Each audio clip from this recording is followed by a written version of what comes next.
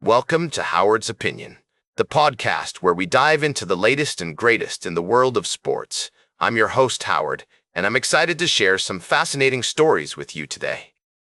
We're starting off with a tribute to a legendary figure in the NFL, Bob Harlan, the former president and CEO of the Green Bay Packers, who sadly passed away at the age of 89. Bob Harlan's legacy is one of humility, heart, and a deep understanding of what makes the Packers organization so special. He played a crucial role in restoring the team to its former glory, giving total control of football operations to former general manager Ron Wolf, who went on to make some incredible moves, including hiring Mike Holmgren, trading for Brett Favre, and signing Reggie White. These decisions paved the way for the Packers' success in the 1990s, including consecutive Super Bowl appearances. But Harlan's impact went far beyond just the football field.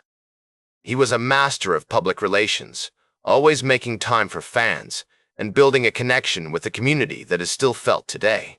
I've got to share this amazing story with you. Seattle general manager John Schneider, who grew up in Green Bay, remembered meeting Harlan after suffering an injury in high school. Harlan arranged for Schneider to meet his hero, Walter Payton, and even got him field passes to watch the game. That's the kind of guy Bob Harlan was, always willing to go the extra mile for others. As we look back on Harlan's legacy, it's clear that he embodied the spirit of the Green Bay Packers. He was a true leader, a visionary, and a man who left an indelible mark on the NFL. We'll be hearing more about his life and legacy throughout the show today. We'll be right back with more fascinating sports news on Howard's Opinion. Welcome back to Howard's Opinion. We're diving into the world of college basketball today, and I've got a fascinating update for you from the Mid-Eastern Athletic Conference. The Howard Bison are making waves, with their men's team struggling to find footing, ranking a dismal 203 in the NET rankings. In stark contrast, the women's team is dominating, led by the talented Zennia Thomas, who's not only the top player in the conference, but also the leading scorer and rebounder. Now, let's take a closer look at the standings. The men's team is currently sitting near the bottom of their conference, with only one team ranked higher than 250 in the net rankings. It's a stark difference from the women's side, where Howard is just a game ahead of Norfolk State, and Maryland Eastern Shore is lurking close behind. The tournament seeding has yet to be determined, but one thing is certain: the top team will get a significant advantage, facing off against the 8th seed in the first round. I've got to say, folks, the depth of talent on the women's team is impressive, with 5 of the top 20 players in the conference donning Howard jerseys. Norfolk State is putting up a good fight, but it's clear that the Bison are the team to beat. As we head into the final stretch of the season, it'll be exciting to see how these teams clash on the court.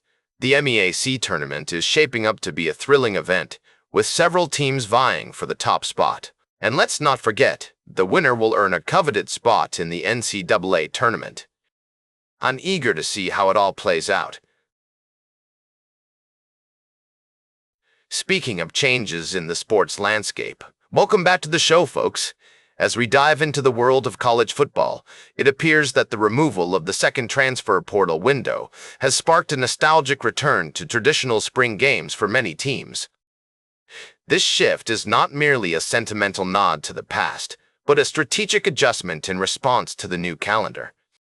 The NCAA's decision to eliminate the mid-April transfer portal window and instead have a single window from January 2nd 11 has given coaching staffs more freedom to conduct their spring practices without the looming threat of key players transferring out.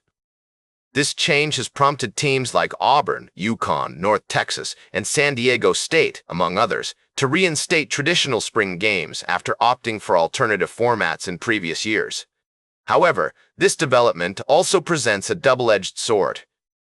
On one hand, it allows for more robust spring practices, potentially enhancing team preparation and fan engagement. On the other hand, it heightens the risk of season-ending injuries without the safety net of being able to find replacements through the transfer portal later on.